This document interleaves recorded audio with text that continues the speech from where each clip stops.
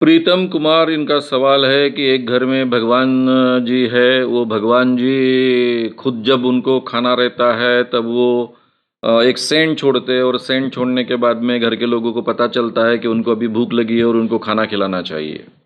तो ये मूर्ति से सब कुछ होता है, तो ये मूर्ति जागरूक है, इसके बारे में क्या कहना है? सीधी सी बात है, ये बात सच नहीं है। भगवान कभी कोई दूध नहीं पीता है, भगवान कोई खाना नहीं खाता है और भगवान कभी सेंट नहीं छोड़ता है। ये आप ठान के चलिए, पूरे कॉन्फिडेंस के साथ मैं कहता हूं, ऐसा कुछ होता नहीं। फिर क्या होता है? जांचना बहुत आसान है, सीधे सीसीटीवी कैमरे फिक्स कर दीजिए। जहां पर भगवान की मूर्ति है उसके इर्द गिर्द सीसीटीवी कैमरे फिक्स कर दीजिए, उसके रिकॉर्डिंग्स घर के बाहर रख दीजिए, देखते रहिए कुछ दिनों तक। सही में सेंट आता है। अब सेंट तो कैमरा में नहीं आएगा, सेंट तो नाक से लो, आप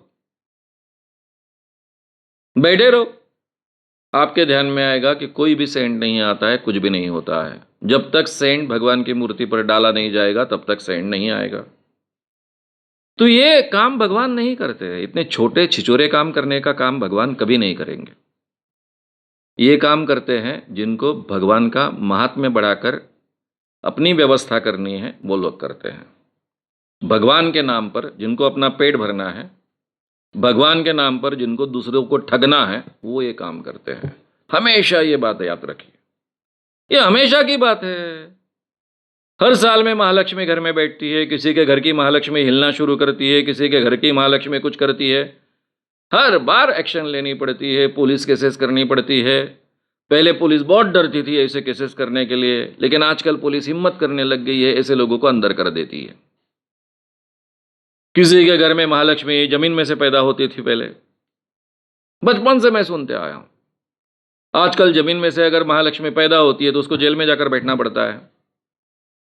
तो कहने का मतलब ऐसा है कि ये सब लोगों को ठगने के हथकंडे हैं, और ये कोई भी प्रामाणिक व्यक्ति ऐसे हथकंडे अपनाता नहीं है।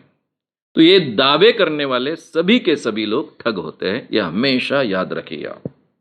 हाँ, हो सकता है कि किसी को बास आए, वो कह सकता है कि मैं जब भी जाता हूं, मैं प्रार्थना करता हूं तो मुझे अमुक अमुक बास आती है भगवान के शरीर से। ये हो सकता है, भगवान से शरीर से, मूर्ति के शरीर से कोई बास नहीं आएगी, लेकिन ये महसूस कर सकता है क्योंकि वो ट्रांस की अवस्था में हेलुसिनेट कर सकता है।